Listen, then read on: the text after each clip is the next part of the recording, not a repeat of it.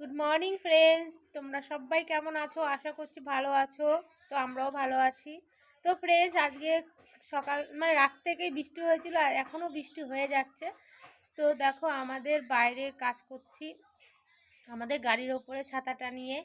তো দেখো আমাদের একটাই রুম, এই রুমের মধ্যে আমাদের সত্যি খুবই কষ্ট হয়ে যায় কাজ করতে, কারণ আমাদের বাচ্চাটা হাঁটা চলার খুবই অসুবিধা হয়ে যায়।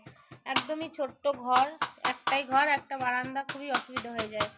তো চলো তোমাদেরকে দেখাই ও বাইরে আমরা কি করে ছাতাটা নিয়ে বৃষ্টির মধ্যে কাজ করি।